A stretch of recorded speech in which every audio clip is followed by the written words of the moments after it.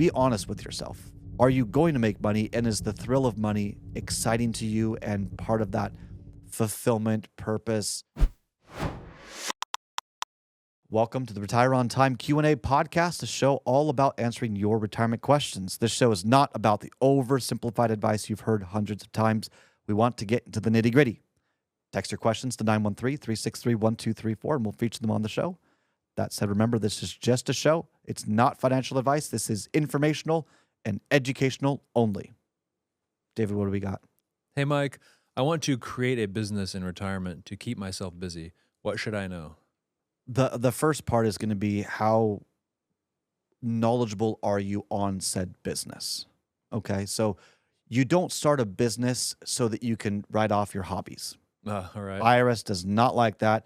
I know people say, hey, you want to be a photographer and travel the world, write it all off to start a business, and you never get a client. That doesn't work. I've never heard of that passing an audit. Okay. So first off, if you're going to start a business, do you know what you're doing?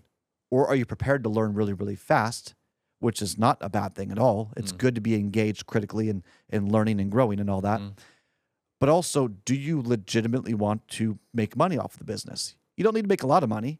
It could be $500 here, $1,000 there, but it has to be a legitimate business. Okay. Okay. If you want to have a garden and go to the farmer's market and sell it, maybe you barely break even, but it keeps you busy. As long as it's a legitimate business, that's the first thing here. Okay. If it's a hobby and you're looking to write things off, please don't go there. I find that to be bad advice. Okay. Now, the second part is how much money do you want to make from this business? And this is an important distinction.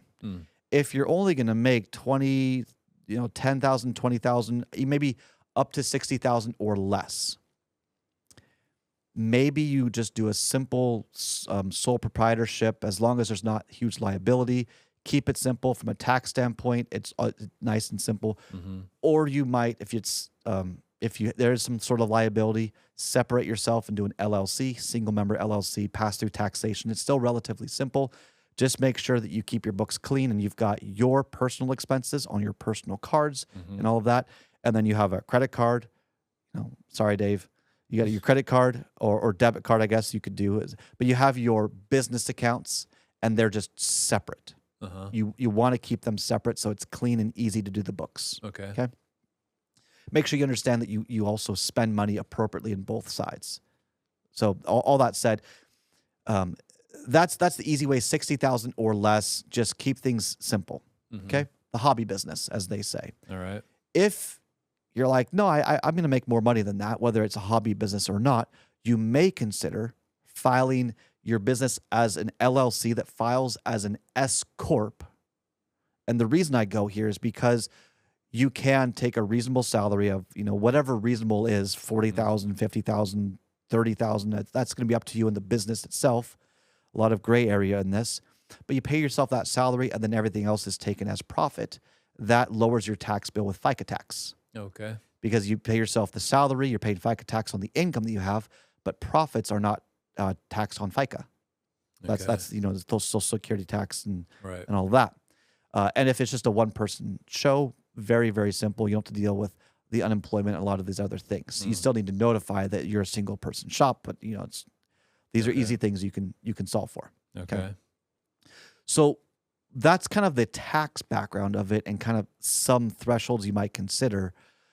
Make sure your bookkeeping is simple. Make sure, you got QuickBooks, you got Wave, you got all these apps that do that. Do you need to do it for the money or are you just doing it to write off taxes? Are you going to make money and is the thrill of money exciting to you and part of that fulfillment, purpose? You get the healthy hits of dopamine, serotonin, and oxytocin. Right. Or is it like, well, I just don't want to miss out on tax opportunities, so I'm going to complicate my life to save a few $100 in taxes? Be honest with yourself in that standpoint. I think it's very fun to have a business in retirement. We have several clients that do that, and it gives them structure. It allows them to have that edge to stay sharp and to keep going. I mean, retirement's kind of a modern day invention. If you think about it. I mean, it used to be that, Pop Pop, Pop Pop. or Oh, whoever, poor Pop Pop. Yeah. yeah, worked until the month before he died. He just couldn't work anymore, and then he died a month later. Like that. That used to be life. Wow. And then we invented this thing called retirement because we became very prosperous. We go to school for 20 years or 25 years. You work for 40 years, and then you've got this 20, 30-year thing we call retirement. It's not necessarily healthy for you to retire. It's just what are you going to be engaged in? Be careful about, these are just kind of some of the cautionary things I've noticed. Be careful about getting into something you have no idea you know what you're doing with and spending too much money doing it. There have been cases where people became too aggressive into becoming a landlord because they thought it'd be fun. They ended up hating it. They bought houses. They lost money on the houses. They lost money on repairs, and they sold things. It was a disaster. They put too much money into things like that. Hobby businesses. I mean, you could start a hobby business for less than $10,000, depending. I mean, assuming you're not a welder, assuming you're not like buying fancy gear. But I think it's one of the greater pursuits for someone to stay engaged in life with their business, whether it's a legitimate business for profit, whether it's a nonprofit business. Maybe you don't need to take any income from it. I don't do it to stay busy, to busy yourself. Make sure that there's a reason you're doing it, and it's clearly defined. You want to make money, or you're just doing a hobby. And so are we saying then that there's a difference between just busying yourself and like truly like being engaged? Yeah, some people are just trying to recreate what they've always known, and that's to work for something. And I would suggest that maybe your work life was accidentally fulfilling, but you might be missing some few critical components. And that now that you're working for yourself, trying to chase these ghosts, you're forgetting about the other parts of it, and it actually isn't as good as it may be. Does that make sense? Yeah.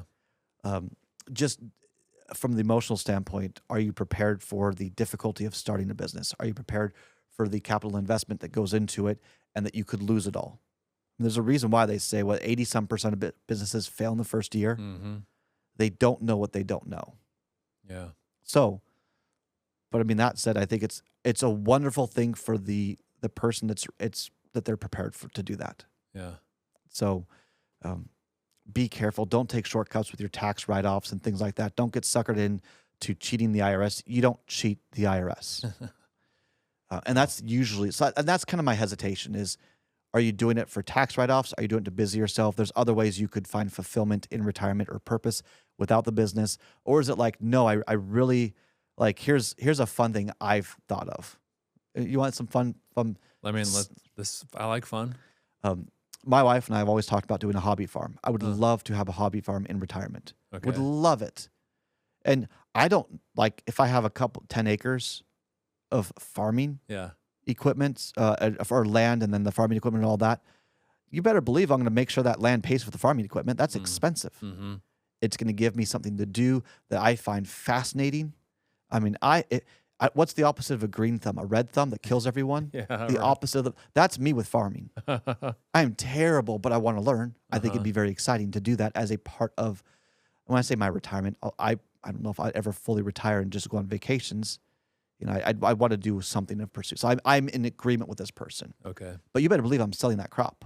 Yeah. That I want to advance the capital or the investment of buying a farm and enjoying going to a farmer market, enjoying selling it in some sort of way. Like that's fun to me. You at least want to break even so that you're not going into debt. Yeah, you don't go into debt to fulfill yourself. That's called a hobby. Don't complicate your tax situation to go into debt and all of this. Yeah. And then also Schedule F is a very fun way to write off a lot of things. You got to be careful with that. Yeah. Don't want to get too crazy. But like that's a fun thing. Yeah. Right. I know many people that will become quilters in retirement. They just love quilting, and that's a really cool skill set. I mean, it's incredible to make custom-made quilts, Right. and then just try and sell them. Yeah. It's hard to sell them, Yeah. but you can do that. You can make a business around that if you want. Maybe you don't. Maybe you could be a tutor. Maybe tutoring should be free. I don't know, but do you see, like, there's cool things you can do that already have a built-in business element to it. Yeah. Just make sure you're up to par with sales, with marketing, and how to run the business. But it can be really, really fun. Just don't cheat the IRS, That's please. one of the main takeaways. Yeah. If you enjoyed this show, this episode, and the content, make sure to subscribe to us wherever you get podcasts and or on YouTube. Also, don't forget to go to retireontime.com for many resources and much more. That's retireontime.com. Thanks for watching this show. We'll see you in the next episode.